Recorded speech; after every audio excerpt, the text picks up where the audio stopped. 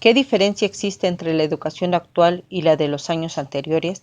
En la escuela pasada lo importante era adquirir conocimientos. Cuanto más conocimientos, mejor. La figura del maestro era de una persona autoritaria, que únicamente se dedicaba a desarrollar su clase de manera oral. El alumno era obediente y pasivo, únicamente acataba las normas. El método de enseñanza era totalmente expositivo y mecánico. En la escuela actual se pretende desarrollar las destrezas de los alumnos, así como sus habilidades de una manera mucho más abierta y dinámica. El maestro es un facilitador del aprendizaje, un guía que acompaña, por lo que se convierte en una figura mucho más cercana. El alumno participa en la clase de manera más activa. ¿Cuáles prácticas consideras eficientes dentro del ámbito educativo? Una buena práctica es la innovación, que permite mejorar el presente. Es importante innovar y modernizar los procesos de enseñanza-aprendizaje, teniendo en cuenta las necesidades de los alumnos. El docente tiene que estar al día, conocer a sus estudiantes, planear su clase, darles herramientas para su aprendizaje. También evaluar tanto al profesor como a los alumnos para ver si se están logrando obtener los aprendizajes y ver qué se puede modificar o mejorar. ¿Cuáles serían para usted las características principales de la educación en nuestro país?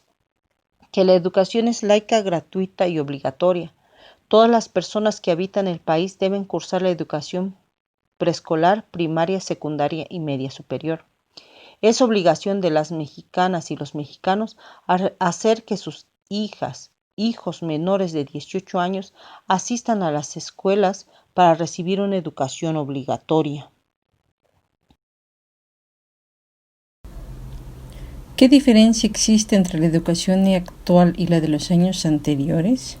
A mi parecer, creo que ahorita hay un mayor énfasis en reconocer la diversidad cultural, lingüística del país.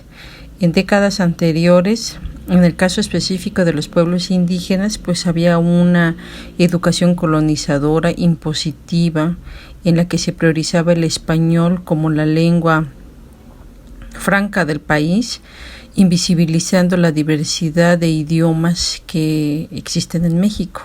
Entonces, a mi parecer, pues esa es una de las diferencias actualmente existentes. ¿Cuáles son las prácticas consideradas eficientes dentro del ámbito educativo? Yo creo que un elemento tiene que ver con visibilizar también la participación de los estudiantes. Hay como un énfasis en centrar la atención en el estudiante. Entonces yo creo que ese es una de los elementos que pues podríamos decir que es eficiente, en el sentido de que hay una visibilización de la participación activa de los estudiantes.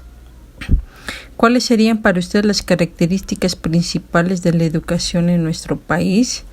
Yo creo que, a diferencia de todos los países a nivel latinoamericano, en el caso de México, pues hay una prioridad por parte del Estado mexicano para asegurarse que todos los ciudadanos deberían de tener acceso a la educación.